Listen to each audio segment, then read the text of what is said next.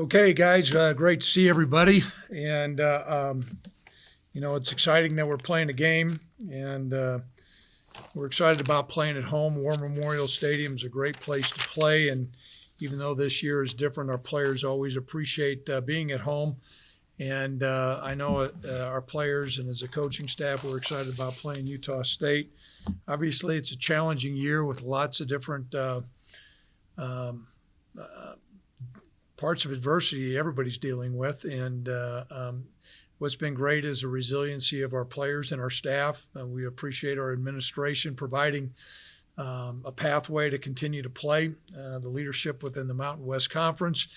And it has been a little bit challenging for me getting used to playing on different days. I forget what day it is. Sometimes I talk to our players and you get in a regiment to where you're playing on Saturday, and so I'll talk to them about what activities we normally will do on a Tuesday, and I'll say, well, this is such and such day, and they kind of look at me and kind of look like coach is losing a little bit. He's losing track of days, and I don't necessarily know if I'm losing track of days, but to a certain degree I am. But nonetheless, it's been exciting working with our players, and we're certainly excited about playing Utah State. So at this time, any questions from the media? Yep, Tracy, you're first up.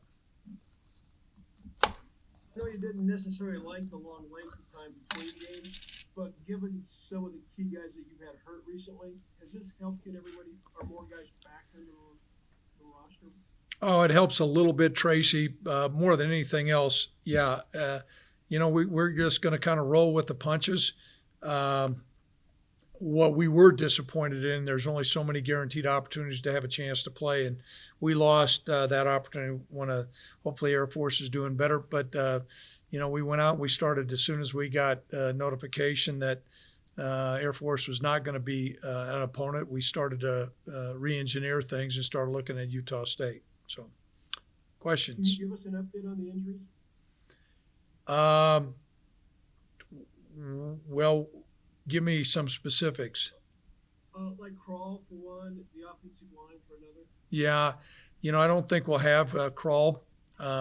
He's still getting healed from that foot injury. The offensive line, the position as the guard position, I don't think we'll have Logan Harris back. Okay, thank you. You bet, Tracy. Michael. Hey, Greg. Obviously, Utah State is kind of in a weird place right now, kind of in transition on a lot of levels. What is it like preparing for a team like that, and how do you kind of make sure that you don't overlook a team that I know they're kind of struggling on a lot of levels right now? Well, I can tell you this. I don't think we're in position to overlook anybody. And, what you do, you take your football team and focus on your football team, what we got to do to make ourselves and improved from the last time. There were some good things we did against CSU. There's some things that were poor. And so as opposed to focusing on maybe some of the challenges that Utah State is having or maybe they're not having, we're focused on ourselves to make sure that we have better ball security, that we do a little bit better job in pass coverage and certainly work on our kicking game. So that's been our focus and that's been our attention.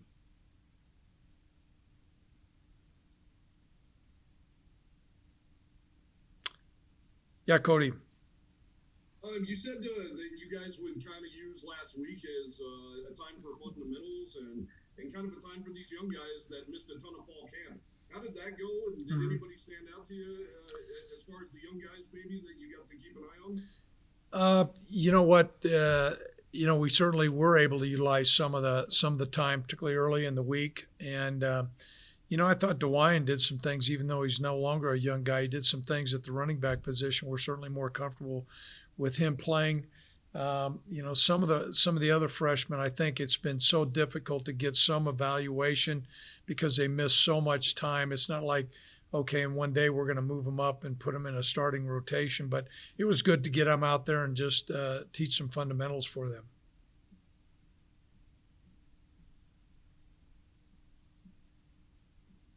Go ahead, Cody. Greg, I guess we haven't seen a depth chart yet, but I understand Cole Godbout's going to be out for this game. Is anybody else going to be missing this one? I don't know where you got that information at. I didn't release that. Tim Harkins, did you release that? I did not. Okay, that didn't come from our sports information office, and it certainly didn't come from me. So I don't know what documented sources you have, but it didn't come from me or didn't come from our sports information office. Okay. So I'm waiting for some clarification here. Oh, I have sources that have told me that Cole is going to be out. You have sources, okay? Yes, sir. That's how we're going to work around here now, sources. Well, I mean, I wasn't digging for anything, Coach. Okay, well, I appreciate where you're at. I just understand where I'm at, okay? You got it. All right, I see some other people out there.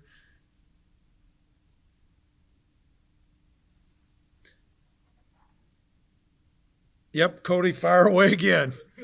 Scarborough is obviously a really good kick returner. You guys saw that firsthand Yep. in 2018. How important is it going to be to limit that guy as much as humanly possible? Well, he can turn the field over. And Cody, he's a dynamic player. We recognize that. One of the advantages, I guess, been in the league for a while. He's one of the more explosive players, particularly in the special teams. And so we've got to do a great job with our coverage. Michael. Yeah, they just announced, I believe it was last night, that the quarterback is no longer with the team, Shelley.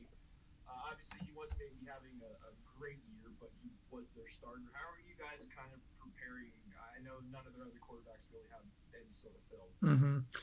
Well, that's $1 million question. And as I said earlier, we're really working on the things that we can control. Certainly, whenever you change quarterbacks, there's going to be a little bit of different flavor.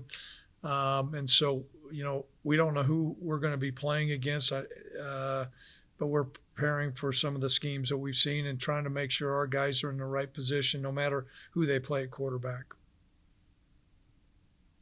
Davis.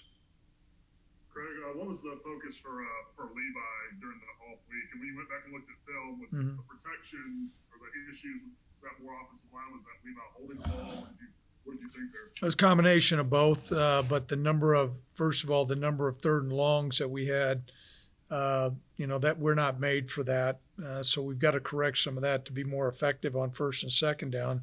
I don't think that's any secret to anybody out there, but we worked hard on our pass protections during the course of this off time, and also worked hard on Levi's reads and the receivers running routes.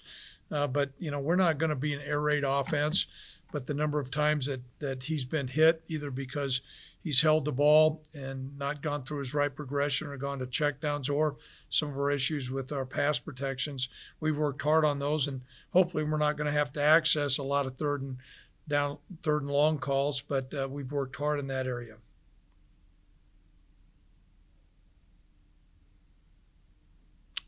Okay, any other questions that are out there? All right, guys, we're looking forward to playing this week. Always great to have everybody on. See ya.